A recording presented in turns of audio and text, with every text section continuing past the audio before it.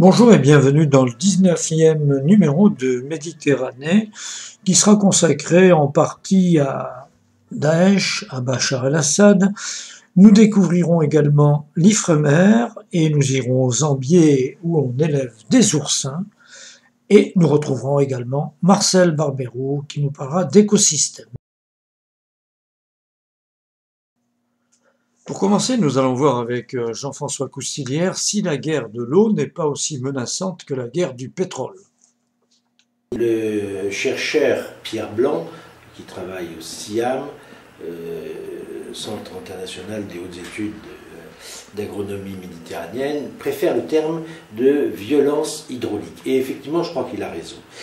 L'eau n'est pas susceptible de devenir le centre d'un conflit. En revanche, il sera présent dans tous les conflits, et il l'a déjà été, notamment dans les conflits du Proche-Orient. Alors, si on regarde de la situation en Méditerranée, l'eau est d'ores et déjà un problème pour tous les pays du sud et de l'est de la Méditerranée. Les normes internationales veulent que on passe en risque grave d'eau à moins de 500 mètres cubes par habitant. C'est déjà le cas dans un certain nombre de pays, les territoires palestiniens, la Tunisie, la Jordanie, la Libye, Israël, l'Algérie. Mais ça va s'aggraver avec la démographie, et d'ici 25 ans, on s'attend à ce que tous les pays qui sont au sud de la Méditerranée et à l'est de la Méditerranée connaissent des problèmes d'approvisionnement en eau graves. Alors on aborde l'eau sous deux formes. Un, les ressources. Deux, la consommation.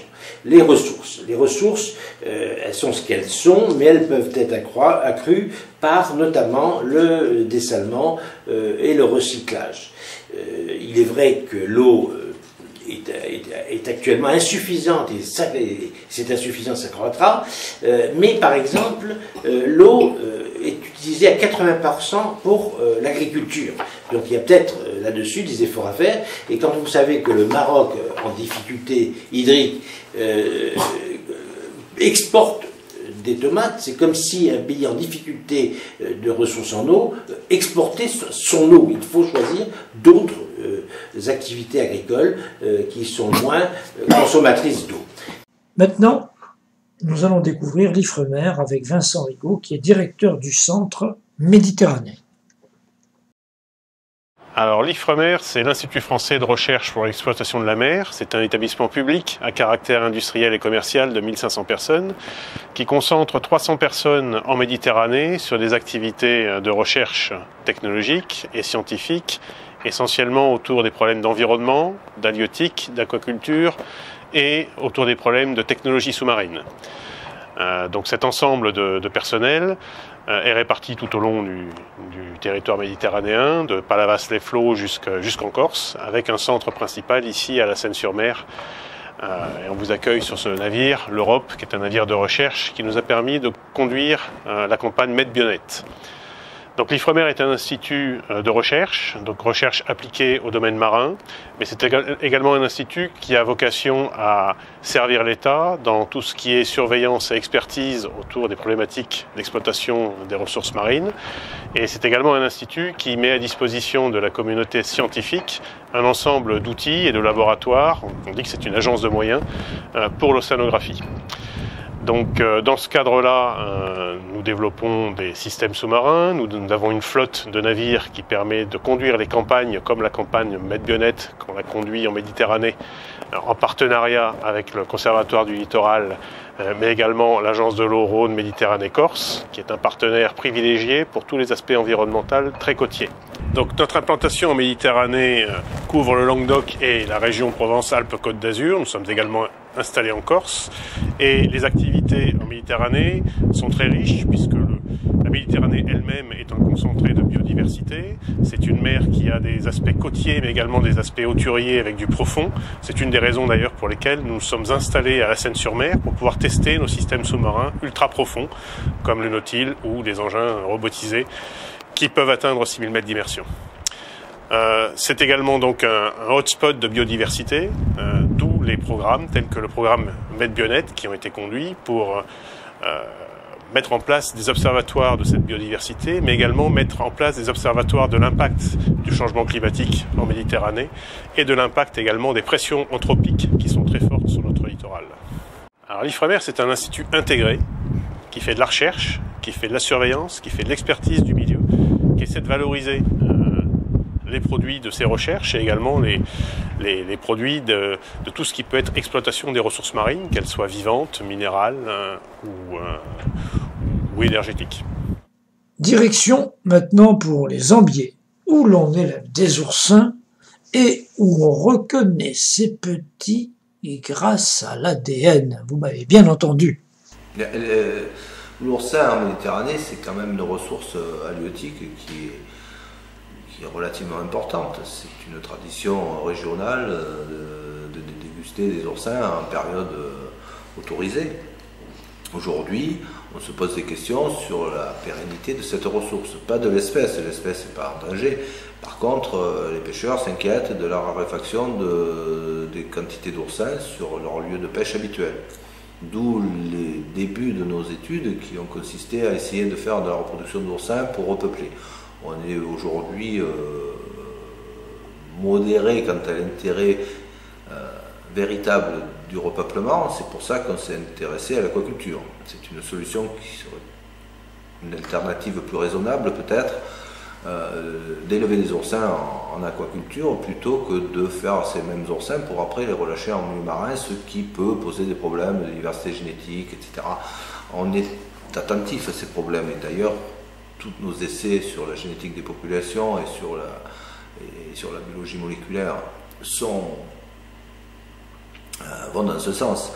Donc l'aquaculture, c'est une alternative intéressante et aujourd'hui on maîtrise toutes les étapes et on est capable de faire des oursins chez nous, à titre expérimental, mais nos techniques sont disponibles et aujourd'hui il n'existe qu'une seule ferme aquacole d'oursins en France, c'est sur l'île de Ré, mais sur la partie atlantique. Et il serait intéressant que d'autres structures se créent en Méditerranée. Mais alors, dites-moi, vous fichez vos oursins et vous allez chercher l'ADN ? Oui. Déjà, il y a un aspect génétique des populations pour voir la diversité de ces populations sur les côtes françaises. Et puis un aspect plus pratique qui concernait nos essais de repeuplement expérimentaux sur des zones dépeuplées. Pour être sûr que les oursins qu'on allait retrouver dans le milieu provenaient de nos installations, il a fallu développer un test pour valider l'efficacité de la reproduction. Donc on a mis au point avec le laboratoire B2M de l'Université de Toulon un test génétique de paternité pour être capable de reconnaître les oursins dans le milieu qui proviennent de notre écloserie. Vous ne leur donnez tout de même pas des noms? Non, pas jusque-là, non.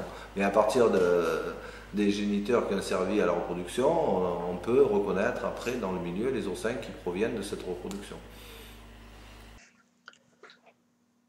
Quittons maintenant les oursins pour les écosystèmes avec Marcel Barbéron. Je voudrais aujourd'hui m'appuyer sur deux exemples. Le fait que la population mondiale a migré vers les zones littorales. Pourquoi? Parce que les zones littorales sont des zones de ressources. Et le trait de côte actuel va être profondément modifié par la montée des eaux. Nous avons par exemple dans l'hémisphère sud un très grand écosystème lié à l'homme qui est la mangrove faite de palétuvier et qui est une zone très productrice pour le riz, pour les élevages de crevettes, pour l'aquaculture. Avec l'augmentation du niveau des océans, la régénération des mangroves ne sera plus assurée.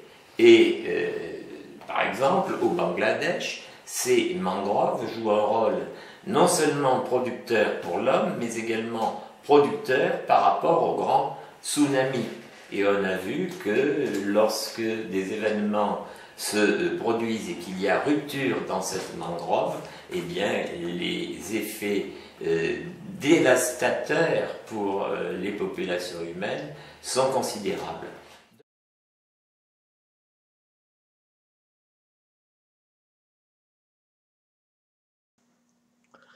Voilà, c'est terminé pour cette semaine. Rendez-vous la semaine prochaine. À bientôt. Bye bye.